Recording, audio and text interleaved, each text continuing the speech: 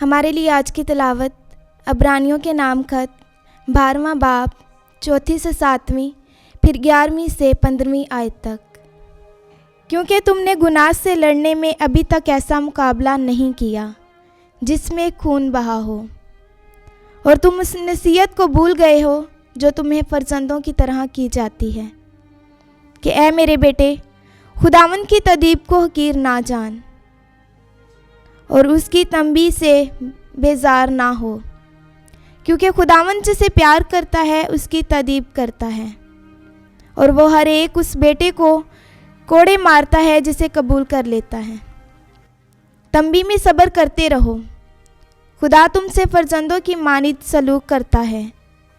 वो कौन सा बेटा है जिसे बाप तंबी नहीं करता, और कोई तंबी बालफा खुशी का बायस नहीं बल्कि गम का बायस मालूम होती है।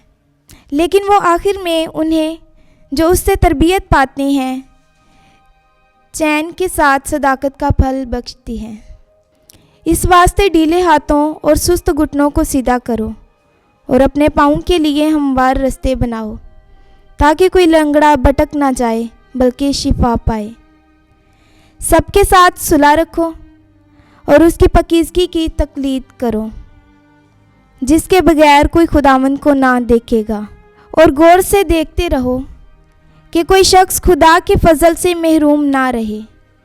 ऐसा ना हो कि कोई कड़वी जड़ सबस होकर रुकावट पैदा करे और उससे बहुत नापाक हो जाए। पाक कलाम के पढ़े सुने जाने पर खुदा की ख़ास बरकत हो। खुदा का शुक्र हो।